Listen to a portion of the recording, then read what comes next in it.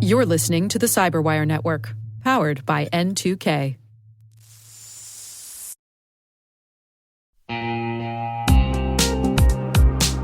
Bad actors don't break in, they log in.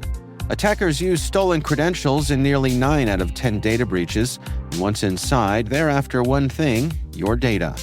Varonis's AI-powered data security platform secures your data at scale.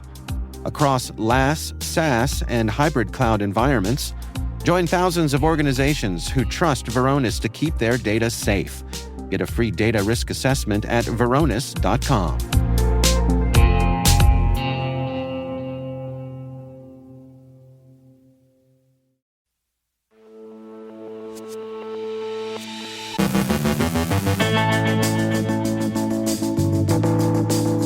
A sweeping malware campaign by North Korea's Lazarus group targets open-source ecosystems. President Trump announces a new electronic health record system.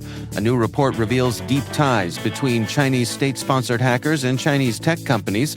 Researchers describe a new prompt injection threat targeting LLMs via browser extensions. Palo Alto Networks Unit 42 proposes a new attribution framework. Honeywell patches 6 vulnerabilities in its Experian process knowledge systems. Researchers track the rapid evolution of a sophisticated Android banking trojan. Scattered Spider goes quiet following recent arrests. Our guests are Jermaine Roebuck and Anne Galshut from CISA, discussing open-source eviction strategies tools for cyber incident response. And a Polish train maker sues hackers for fixing trains.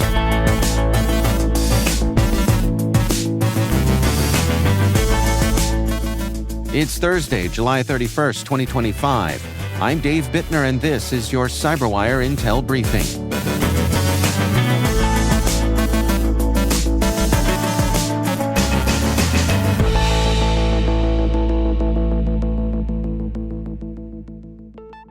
Thanks for joining us here today. It's great to have you with us.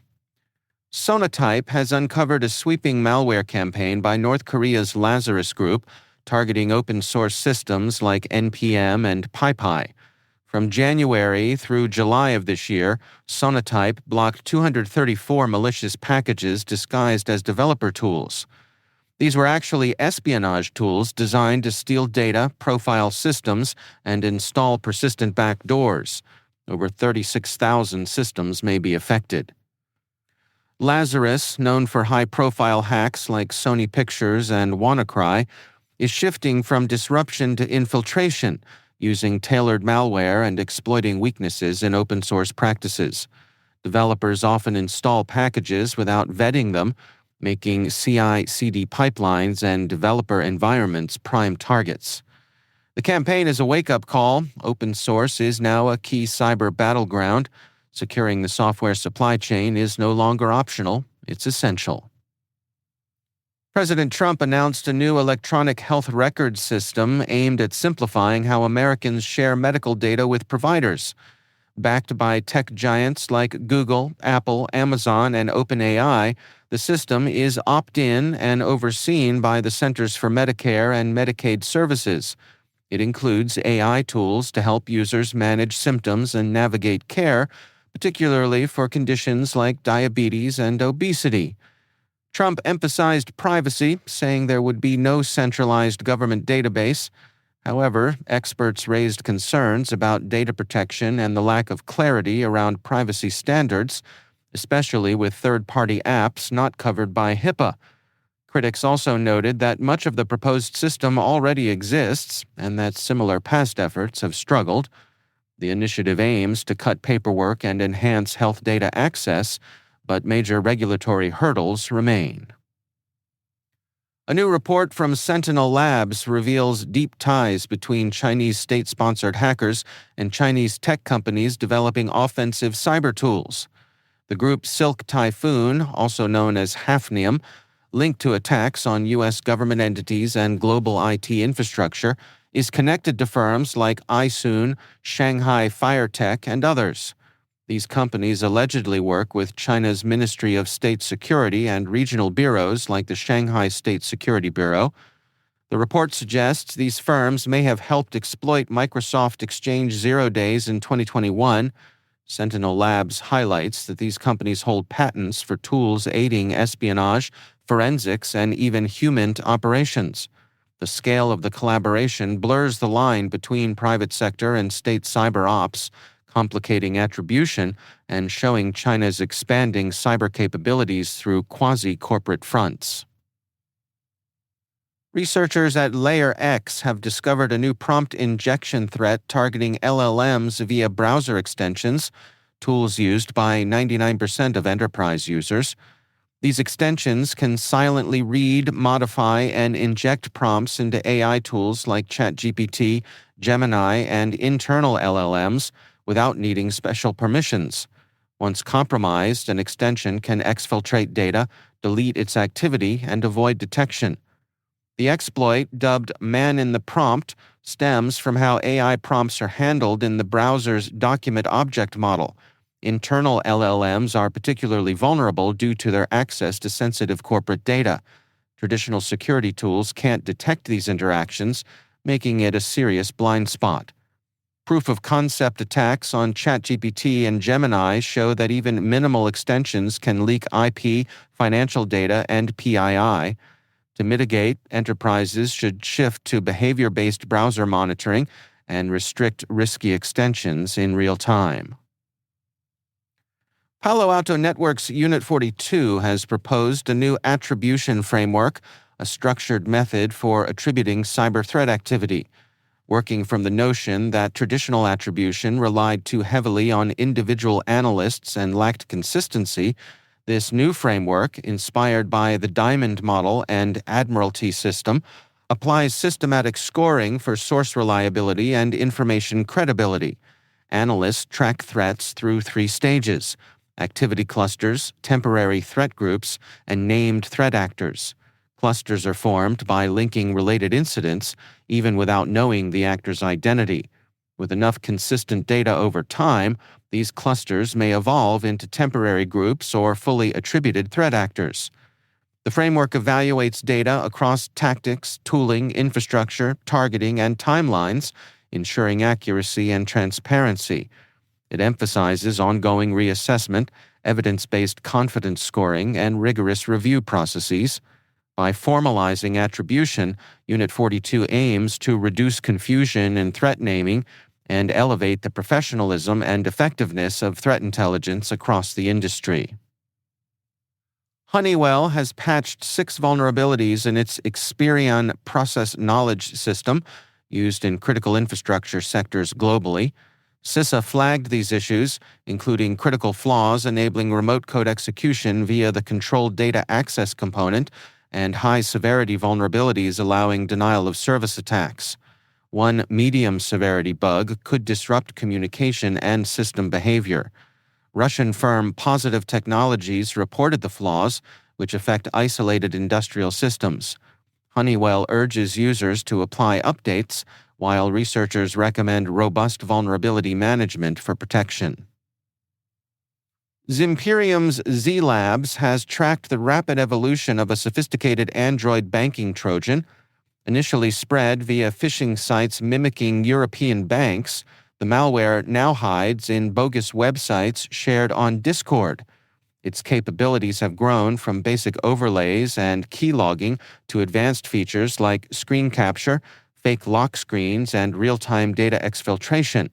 The malware abuses Android's accessibility services, disguises itself with trusted icons, and employs session-based installation to bypass user suspicion. It logs keystrokes, monitors app usage, blocks specific apps with fake system messages, and overlays fake login screens to steal sensitive data. Screen content is captured using media projection APIs, encoded, and silently transmitted to a command and control server.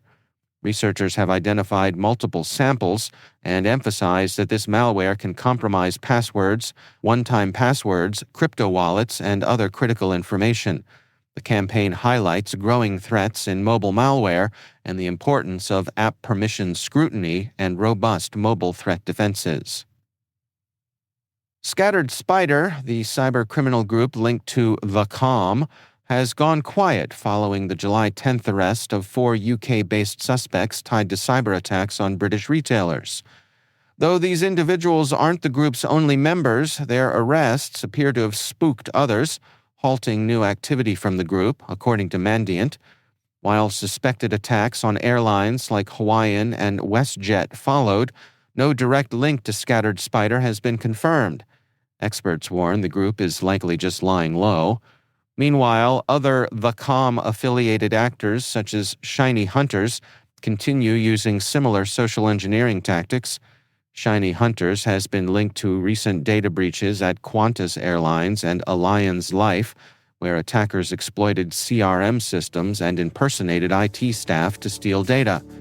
The threat from such groups persists, even if one goes dormant.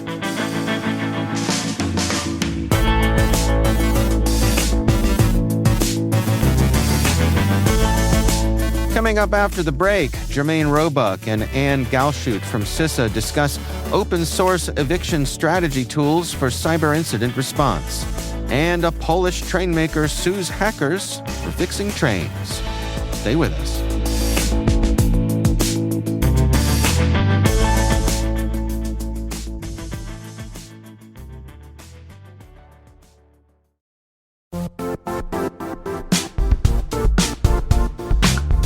Compliance regulations, third-party risk, and customer security demands are all growing and changing fast. Is your manual GRC program actually slowing you down? If you're thinking there has to be something more efficient than spreadsheets, screenshots, and all those manual processes, you're right. GRC can be so much easier, and it can strengthen your security posture while actually driving revenue for your business. You know, one of the things I really like about Vanta is how it takes the heavy lifting out of your GRC program. Their trust management platform automates those key areas: compliance, internal and third-party risk, and even customer trust, so you're not buried under spreadsheets and endless manual tasks. Vanta really streamlines the way you gather and manage information across your entire business. And this isn't just theoretical. A recent IDC analysis found that compliance teams using Vanta are 129% more productive. It's a pretty impressive number. So what does it mean for you? It means you get back more time and energy to focus on what actually matters, like strengthening your security posture and scaling your business. Vanta, GRC. Just imagine how much easier trust can be. Visit vanta.com/cyber to sign up today for a free demo. That's vanta.com/cyber.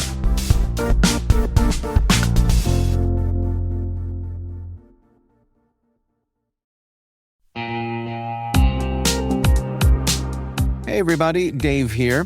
I've talked about Delete Me before, and I'm still using it because it still works. It's been a few months now, and I'm just as impressed today as I was when I signed up.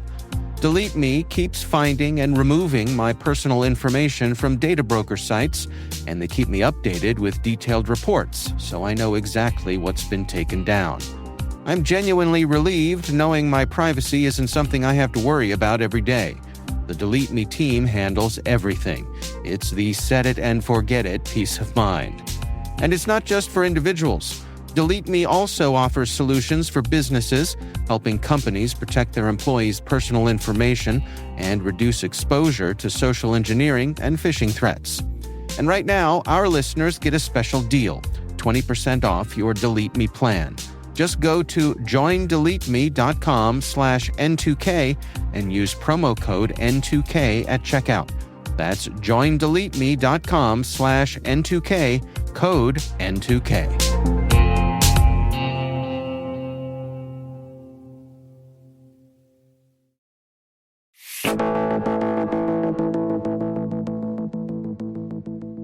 Today we're joined by Jermaine Roebuck, Associate Director for Threat Hunting at CISA, and Ann Galshoot, Technical Lead at CISA.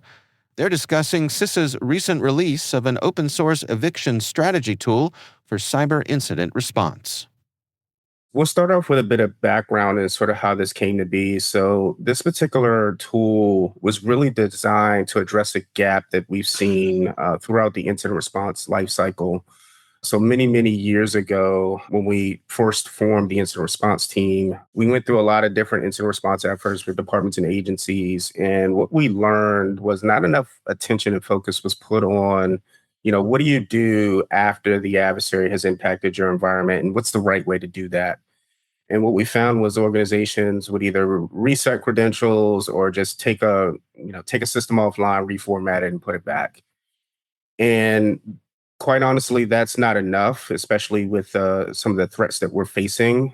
There's a really defined way to do this, and we wanted to make it easier for folks to be able to effectively eradicate an adversary from an environment, because we've seen many organizations be re-victimized. So, Anne, what are some of the specific challenges that incident responders are facing these days when it comes to evicting adversaries?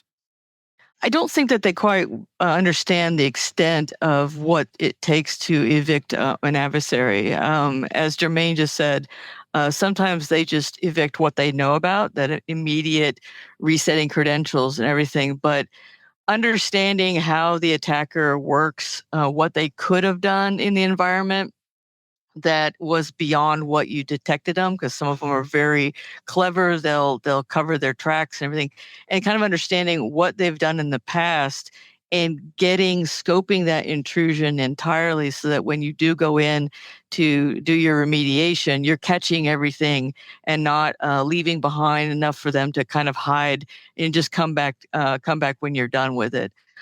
Understanding a full spread of what's possible in that environment, and then taking care of all of it has been really important for them to do. Well, let's walk through step by step here. I mean, how would a defender use this tool to build an effective eviction strategy? We used to do this the hard way. And the hard way really was trying to corral all the different stakeholders that need to be involved with the remediation. That includes the system admins, the network engineers, the security operations center, leadership, etc. And then you'd sit down in a room and devise this plan. So Anne, once she came on board, after I had developed basically a remediation team, which is AES today, she had this really great idea around how do we automate, or how do we make that simpler, similar WebMD style, essentially, for cyber, to make it easy for defenders to basically output a list of steps in the right order in order to deal with these threats. So Anne can definitely go in depth there. Yeah. Anne.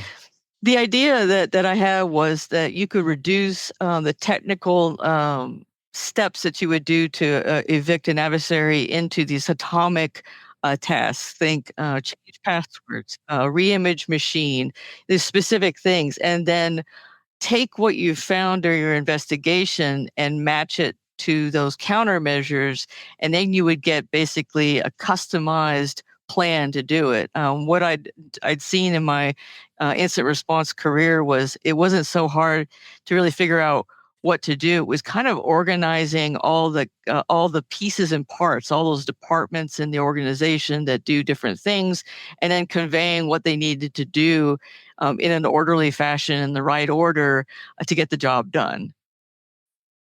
So this tool uses something called counter, and because it's cyber, that's counter with a number 7 instead of a T, and it integrates with the MITRE ATT&CK and defend. Can you explain to us what counter is?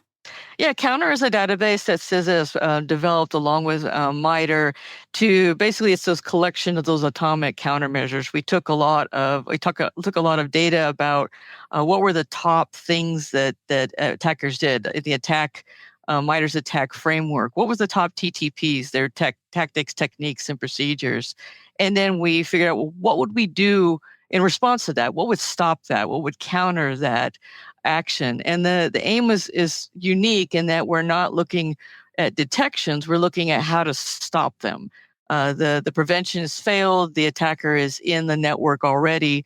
How do we stop them? And so it was a kind of a unique look at their traditional detection-based cybersecurity, is that we were looking at, how do you stop them in the network?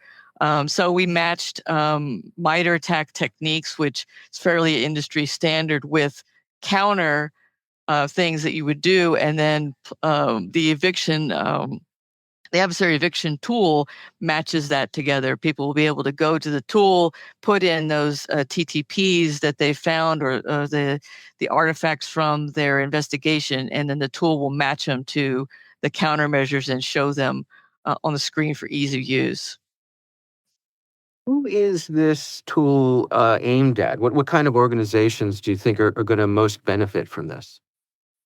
So I would say that this tool is really aimed at any organization that's been victimized by a cyber attack. So we're encouraging, small organizations, mid-sized, large organizations, just about anybody can pick this tool up and use it.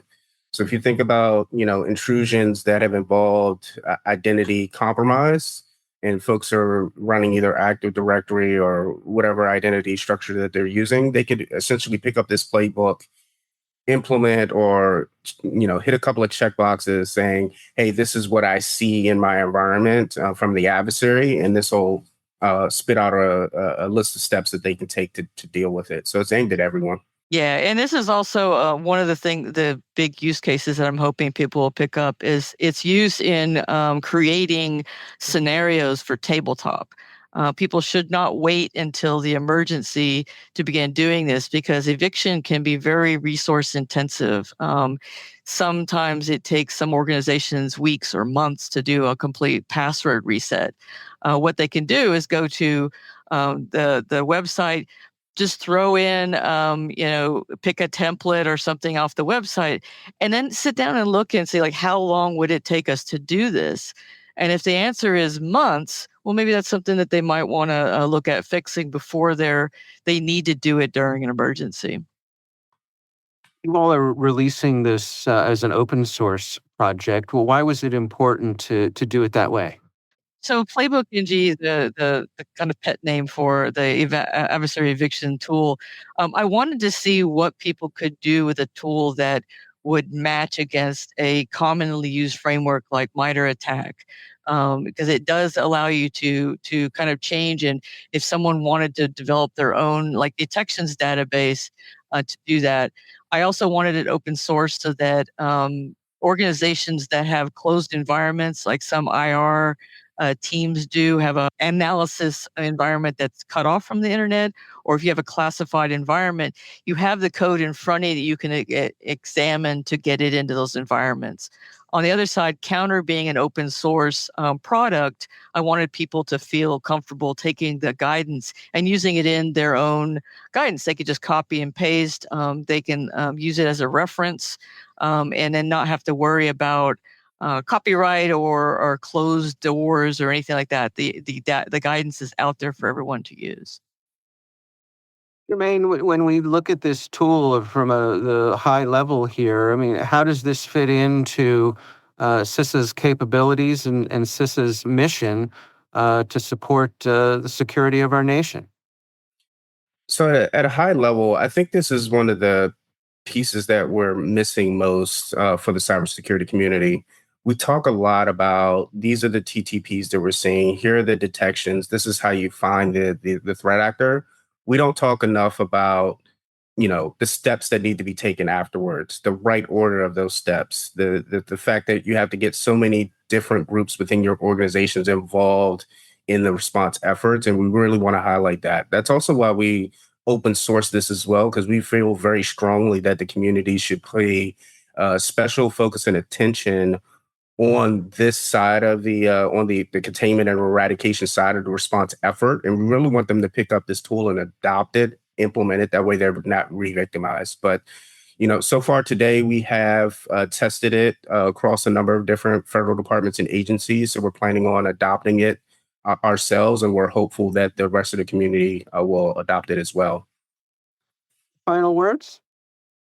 I would say that with this capability, I really view this as sort of Gen 1. I'm really looking forward to the community providing feedback, input, adopting it themselves, improving upon it. And I'm looking forward to what this could eventually become.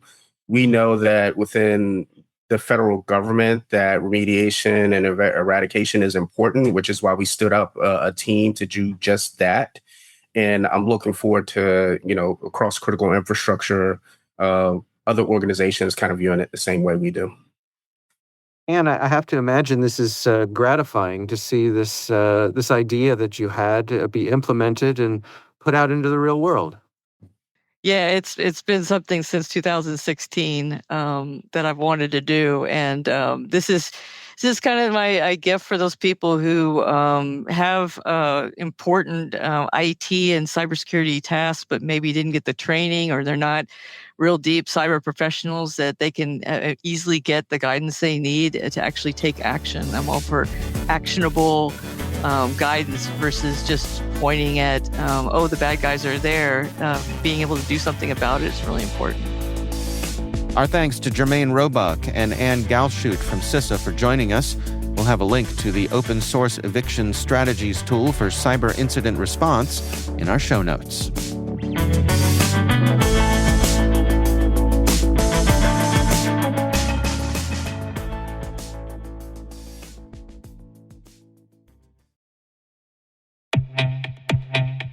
Did you know Active Directory is targeted in 9 out of 10 cyber attacks? Once attackers get in, they can take control of your entire network. That's why Sempris created Purple Knight, the free security assessment tool that scans your Active Directory for hundreds of vulnerabilities and shows you how to fix them. Join thousands of IT pros using Purple Knight to stay ahead of threats. Download it now at sempris.com/purple-night.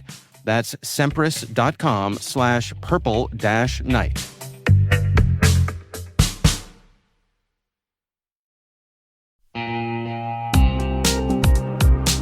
Bad actors don't break in, they log in.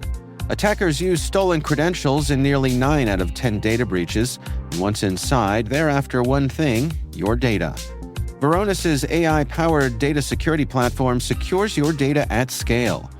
Across LaaS, SaaS, and hybrid cloud environments, join thousands of organizations who trust Varonis to keep their data safe. Get a free data risk assessment at varonis.com.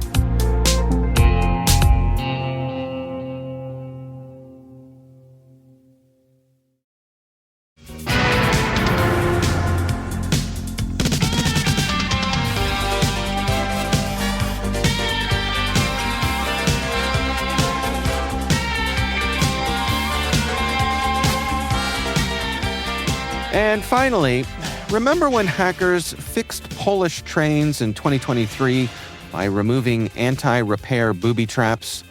Well, the manufacturer, Newag, is back, and now it's suing.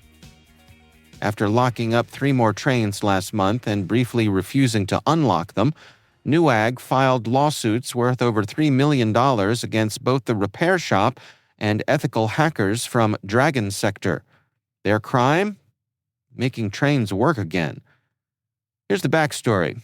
Software that disables trains if they linger too long or visit a rival repair shop. One version even bricked a train near a totally innocent train station. When confronted, Newag claimed hackers planted the code, then claimed the same hackers didn't actually change anything, and then claimed both in court. This is all possibly to keep a tight and profitable grip on Poland's $40 million train repair market. As it stands, this legal circus might be less about safety and more about squashing the right to repair by rail.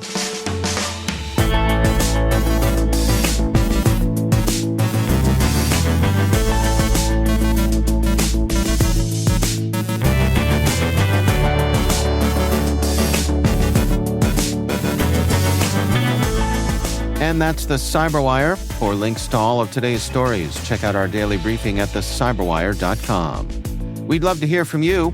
We're conducting our annual audience survey to learn more about our listeners. We're collecting your insights through the end of August. There's a link in the show notes. Please take a moment and check it out. N2K's senior producer is Alice Carruth. Our CyberWire producer is Liz Stokes. We're mixed by Trey Hester with original music by Elliot Peltzman. Our executive producer is Jennifer Eiben. Peter Kilpie is our publisher, and I'm Dave Bittner. Thanks for listening. We'll see you back here tomorrow.